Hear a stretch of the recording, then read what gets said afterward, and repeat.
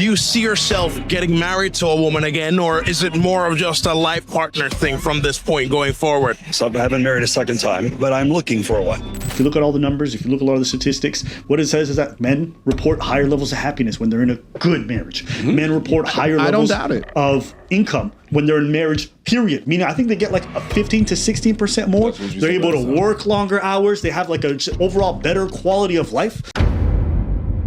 Oh, we about to have a fantastic conversation here today. I guarantee it. Now, first and foremost, before we get started, you guys looking at the thumbnail, you're looking at the title of the video, you already know we're going to go with this conversation. But let me start off by saying this, is that way back in 2019, right, when I first started this channel, right, one of my mainstays is that I would do content. We would look at relationship content from all across the internet. And I'd be sitting right next to, the majority of the time, 90% of the time, a lovely young lady. And there was a multitude of ones that would come through and we would just do content together. Then COVID happened, and then I couldn't have another guest come in here. So as I looked across the internet for inspiration, I came across Abba and Preaches, and I had known about them before, but when I really took a look at the way that they did content, I was like, man, these brothers really got something, right? The way that they do commentary, the way that they can make you laugh, right? The stories that they tell within the commentary, super talented, and to watch them years later still have such a strong audience base is a testament to that talent. Nevertheless, though, the title of the video that they uploaded is titled Red Pillar Meets a Normal Man and Can't Believe It. So when they dip down into relationship content, it makes for worthy discussion. So let's get after it. Without further ado. What's your age? 57. Are you single? Yes. How did that turn out for you? A marriage and 2 children. And then divorce? And then divorce, yeah. How long was your marriage with your ex-wife? How do you know? How would a woman know that you're gonna drop a 10-incher on her if she hasn't even... What the fuck? Are you trying to say that magic isn't real? I think it's because your woman has... When you come to Miami, you see the real nature of women. It's not your fault, buddy. About 20 years. How do you go from having a whole family life to coming back out into the world as a single man? So the thing I refer to as a ladder of love. People walk up the ladder of love when they're beginning a relationship. They say, oh, I really like you. I'll do this for you. The next person says, oh, if you'll do that for me, then I'll do this for you. If you'll do this for me. Well, I'm not going to do that for you. Yeah. Oh, well, then I'm not going to do this for you. And then I'm not going to do this for you. Yeah. And they walk down the ladder of love. And at some point, people reduce themselves to the passion and the love and that chemistry, that oxytocin, that thing that really draws you together. It begins to die. And if you don't have the basis for the relationship things that you love to do together, then eventually you grow apart and you either become people who don't like each other, or you do what we did. You become like a brother and a sister. Wow. Give a man a round of applause. This is why I often say on the channel, it's so important to hear older men talk about their relationships, right? To talk about their marriages, because oftentimes there's an insight there that often is not unlocked unless you've been into those type of situations. Now, I will also say, this ladder of love concept is an interesting one, because within the West, the ladder for men, right, the standards, the expectations, the requirements is long as damn hell. And I would say that because that ladder is more based off of objective things, right, things that you can measure, versus a woman's ladder, or what she can contribute as love within a relationship, is more subjective things. Femininity, beauty, nurturing, caregiving. The issue is, outside of the standards and expectations of most modern men today, at the end, right? If a divorce was to happen, and it happens in 50% of all cases, the man's ladder is the only one that's in the goddamn equation, or at least most of it. And why? Because those are the things that you can measure. Whether it be that he was, had the most amount of income, and the tangible things is what gets divvied up within a family court situation. And my thing is, that, listen, if a man understands that going into it, right? If he goes into a marriage not getting a prenup, and he understands that he makes the bulk of this, and if this was to fail, the burden of consequences mostly fall on him, I got no problem with it. My thing is that most of these men sign up for these contracts and they have no damn idea. They go into it for love as opposed to understanding that this is a business decision. But the concept of a growing of a ladder of love and then a retraction based off of certain things that don't get done here and there is why it is pertinent that there is a constant working on from both sides of how you can continue on showing up for each other. Because if not, without the reciprocation, that ish gonna fade. Let's go. Do you see yourself getting married to a woman again, or is it more of just a life partner thing from this point going forward? So I haven't married a second time, but I'm looking for a while. Why even take that risk? Hey, yo, this is because whenever he talks to people that are single or people that are broken up, he's like, yo, why did you give it up? And when he's with people, are you suffice with this? Like, it's like there's never like a happy sentence. You know what I mean? So what he normally does is he asks women why they quit on a marriage. And then he asks men why they want to get married. Why not just be a life part? Why not do the high value man? He's actually being consistent. Is because you're not paying attention to the gender. To who the gender. Yeah. Why even take that risk? There comes a point in your life when you start asking yourself the question, what am I going to do for the time that I have left? And that's when you start viewing life very differently. You realize that there's a number of days you have left to live, but you want to decide how to make those days really count. Yeah. I'm not thinking anymore about how to build an empire because I did that. And so when you... Yeah, I was going to say, like, it's interesting because it's meets normal man, but I don't think this is this is a normal dude. Listen, dude like this walking around in Miami with the colored goatee, the hat on that low with the Hermes belt on. I bet you he's a multi-millionaire, which is by no stretch of the imagination a normal man. Nevertheless, though, what I find is that in these high-value marriages, it's a lot different than the repercussions or the consequences of a divorce within, if you're middle income, if you're average income. The entrepreneur types generally much more risky in their way of thinking, ergo why they're an entrepreneur. Many have the mindsets of, well, if I lose it, I'm smart enough where I could just build it back up again. But the brother's points about end of life is so important because no matter the content that we see across the internet, no matter what you're trying to do to avoid or defend, right? Like all of our lives are finite and the goal is to be as joyous as what you can with your time on this planet because you don't know when this shit gonna end. And if you are closing off so much to the potential of the opportunity, and I'm not even talking about from a marriage perspective, there are a lot of dudes out there that are just like, hey, I'm going my own way, bump these chicks, but you cannot put yourself into a mindset as if they all ain't shit. Yeah, you should raise your standards and requirements of what you tolerate. Like, don't be out here getting yourself wrapped up in a Travis Hunter situation or making some high-value man mistakes like a Shannon Sharp. But an ardent belief that they all ain't shit while being so defensive and so protective, you will never open yourself up enough for the potential of letting a good one in, because they do exist. Reach that point in your life, you say to yourself, what do I want to do? How do I want to give back? Who do I want to teach? Who do I want to mentor? What do I want to leave as my legacy? And then you say to yourself, who do I want to do that with? When a man loves a woman, and things don't work out, I think a lot of times people expect a whole bitter outcome. But what people also don't realize is that when divorce happens, men are like 60% more likely to get remarried. Not the women, men. And for all the shit that marriage gets and how much people shit on it online, I realize it's almost exclusively really an online thing. And when men who are divorced are asked about marriage, they speak about it positive. Maybe not their last marriage, but the desire to want to be married is still there. And he's not lying. Most of them do get remarried because as you age, the prospects of a single man are substantially worse than the prospects of a single woman. So online, y'all can live whatever y'all want to live. Y'all can, I'm be with my homies.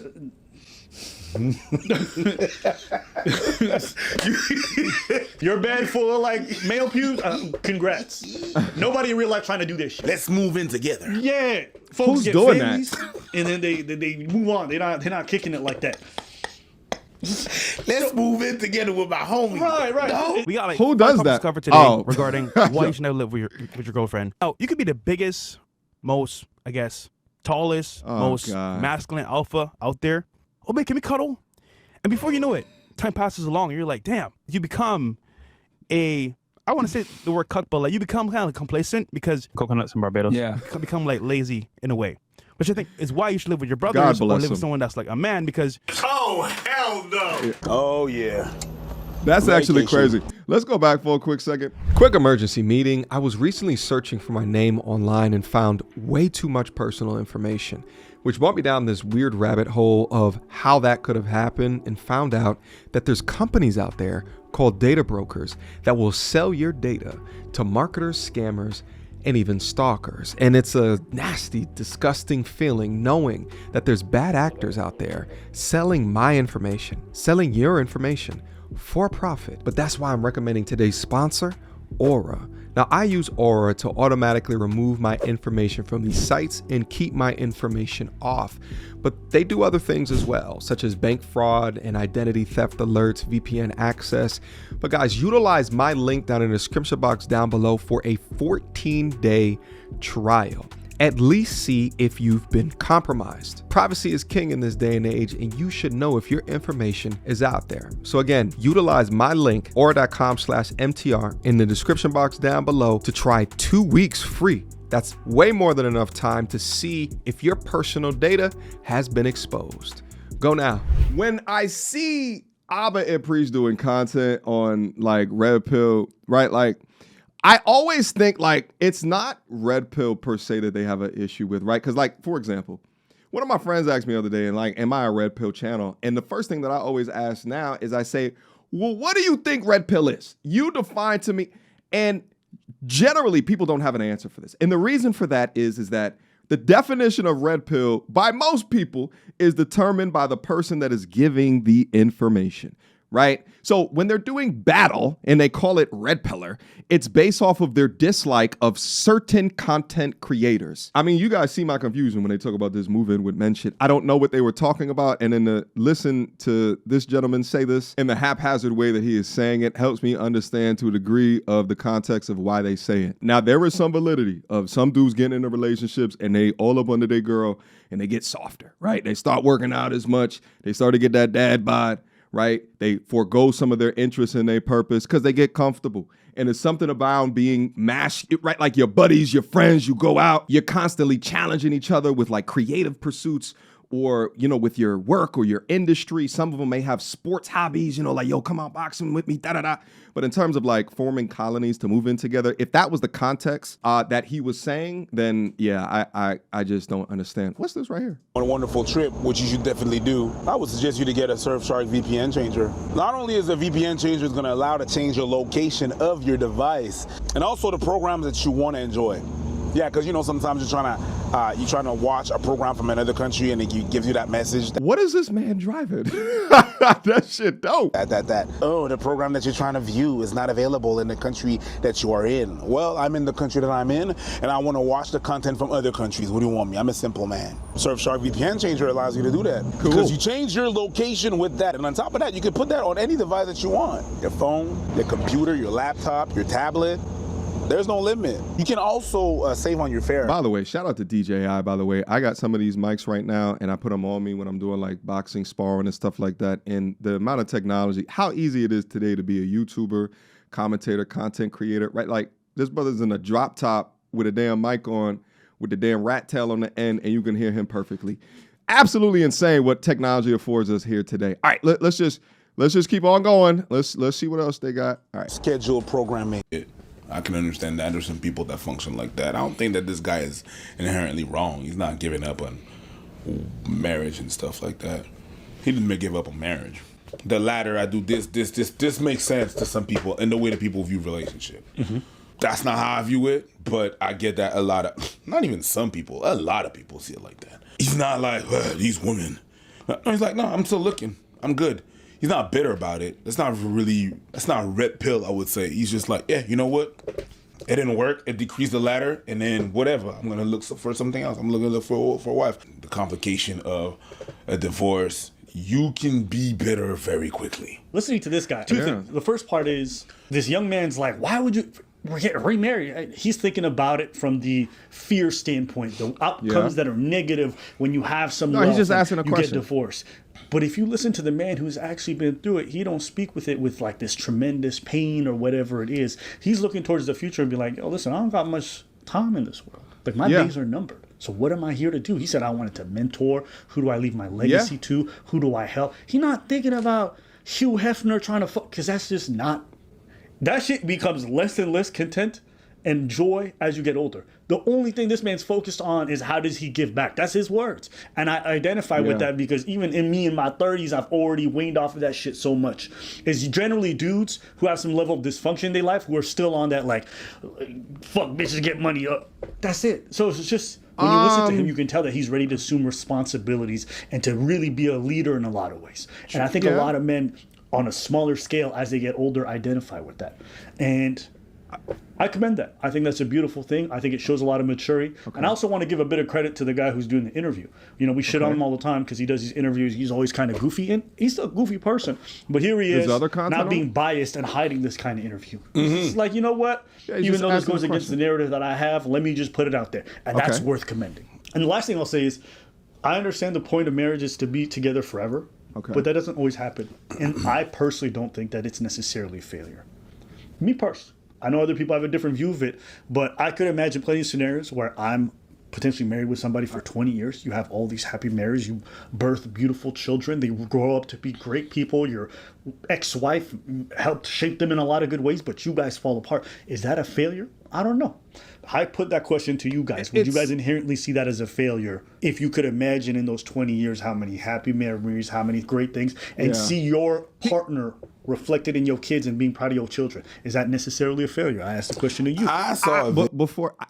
Fantastic question. And I think, like, again, thinking about the young man in Miami, and I'm saying young man, but, you know, he's obviously a little bit older, might be in his 60s, but listening to the way that he articulates that answer. And, you know, I understand what Abba is saying right here, but what's interesting is that I think that he's commending the RP YouTuber, if he would describe himself that way, but he's commending him for showing some content and asking these questions, and it shows a different outcome than what generally the outcome is during these interviews. And he's commending the young man for showing that even though at the same time they are reacting to this one guy's unique circumstance, they don't react to guys' circumstances who say that they will never get married. So it's like Abba and Preach, are currently not reacting to the other side of the coin where men say vehemently, I will never, ever get married again. So it's kind of like you're commending him for something that generally, and I don't know, I don't look at all of their content nowadays, but let's just take it from a numbers perspective. Last year, in 2024, over 900,000 women initiated divorce against their husband, all right? Within that same time, 300,000 men initiated divorce within that same exact time. Now, of the aggregate of those two numbers, we can say 60-ish% of those men will get eventually remarried again. That 60-ish% is not a 90-ish%. There's a lot of dudes out there that are like, I am never going to do this again. And they have the horror stories to boot. My thing is that give the people on the platforms both sides of the coin. Give them the good as well as the bad so that they can learn from the situations or the mistakes that are being made. And so that with that, they can do enough damage to maybe not make those mistakes from these other situations going into the future. But to me, it's really about the stage of life when all of this happens, right? If you're like the brother that they're interviewing, he already has a successful business, right? Already has a certain level of stability, has already multiple years in a marriage and has kids, right? Like, so he can lead with a much calmer mindset, but there's a lot others that don't have this conclusion. And it's okay. We could talk about the men that want to get remarried and the reasons why. And I love that man's answer. Life is only but so finite. And even as I just turned 40, it's something, and actually watching my father pass away 2 years ago, it is something that I think about each and every day, how finite that my life is. So I intimately understand the reality of the finiteness. Is that a word? Finiteness of our lives, all right? But it's equipping those with the knowledge, baby. It's not to scare away completely, but to equip with the knowledge. Most people or most men don't even understand the benefits of utilizing a prenup prior to a marriage, and they allow the government to write their marriage contract. The government, like, they're known for doing things fair, right? The same government that created that wonderful institution we all know as the DMV.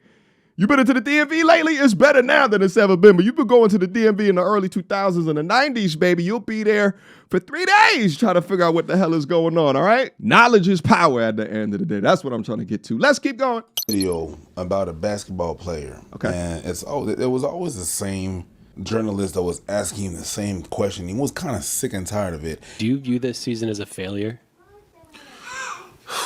Oh my God. You asked me the same question last year, Eric. And his response was good because they didn't have a good game. And the journalist was always referring to whenever he didn't have a good game as a failure. And he's like, yo, you're always talking to me about this failure stuff. What are you talking about? So I should throw the whole thing in the trash? Do you get the promotion every year on your job? No, right? So every year you work is a failure. Yes or no? No. We're gonna discard everything. We're gonna discard the whole relationship. That's where you have to quantify the bitterness that you have in the relationship. You have to look back and look at the positive sides of it. Even some people that I fell out with, I could still see like the positives of the relationship. Moments. That person being covered is a bitch ass nigga, but like we had some good times. We can't go against that. I would not call the whole thing a failure, but there's certainly some things that made it fail. Yes, definitely. So this whole thing about the whole marriage is a failure or marriage is not good. Hey, something happened, it didn't work out, and then that's it. But I'm not. But also too, we don't know the guy's situation. I love to be able to interview that guy on the street to ask him more about the situation. Well, what happened after the divorce? What was the revenue split, right? Like, what did you make? Because dudes like that got Bitcoin keys with all of their goddamn wealth on it. You heard? Because they ain't dumb. They smart with it, all right? Now, there's other dudes who get their shirt. You know what I think about sometimes? Tyrese, baby. Damn, that whole Tyrese. What more do you want from me? I don't know if Tyrese can look back on that entire situation and the lawyer's still knocking on his door, still charging whatever tens of thousands of dollars per month in order to extract funds for him to fund the ex-wife's lifestyle. I don't know if he would agree with this. You know what I'm saying? It just depends from situation to situation. I'm just saying the knowledge is power and don't become blind. Because although preachers saying, there could be good things in a relationship. Yeah, but at the end of that relationship with that friend, was there a judge with a gavel? Was there a judge and a gavel within a state-sponsored system that is known for not protecting you because you have balls between your legs? Was that the case? Again, knowledge is power. That's what I'm trying to leave you guys with, all right? Not ready to discard this whole thing or the whole career or the whole path that you went through. There's some rough patches, and sometimes the rough patches make it end. There was some rough, but it was good. It was good? Oh, yeah. I think that's the mature way to kind of look. I'm not saying every marriage and every divorce is good, or but I'm just trying to say that these periods where things don't end the way that we wanted is not necessarily a failure. And branding it as such, I think, is just sad a little bit. And it sounds like that's not how he views it either. Because he speaks about her. He says, listen, we just went from being husband and wife to like brother and sister and best friends. We just don't have that romantic feeling. Is that a failure? I don't know. I think to me, I wouldn't view that personally. Of course, I'm speaking on the outside looking in. But me just listening to him and what he's saying, it doesn't sound like he views it as a failure. I don't think it's a failure. I think it's a success. Yeah. If you become friends and you're still you got to interview dudes like that. Buddies, you understand that this is not your partner. You're able to laugh it out and just be like, hey, what up? We went from this to that, and it's fine, it's cool, but we're still cool. There ain't no feelings that are hurt. That's cool. I don't think it's a failure. Yeah, and online, we used to live in a world where marriage was just glorified and made this like perfect sanctimonious thing you can never. Yeah. And then men came along in the more recent time and started speaking aside the downsides and some of the really horror stories that happened to dudes in regards to like how they're cleaned out by their wives or whatever. And that was also okay. But now we've gone to this place now where we've gone to the other extreme and just made marriage like the worst thing in the world. And the reality is, like, if you look at all the numbers, if you look at a lot of the statistics, what it says is that men report higher levels of happiness when they're in a good marriage. Men report higher levels of income when they're in marriage, period. Meaning, I think they get like a 15 to 16% more. They're able to work longer hours. They have like a overall better quality of life. It's much more stable for the kids. And so when you think about all these things, these are also worth mentioning in the context. I'm not here to say marriage is the best or the greatest. I'm not trying to say none of that. I'm just trying to put a little bit more balance in discussion because guys like this interviewer want to make marriage seem like it's just horrible and flat out dead. And it's just understand the risks, understand some of the downsides, maybe and then make the decision accordingly. But we have to be honest about what it is. And this guy, he has everything to lose. And what does he say? I want to be remarried. Ask yourselves, why are so many of these men in their 50s, going into their 60s, why do so many of them say, I would do it again if I could? That's because that's a partner. Well, it's simply because, again, life is finite and,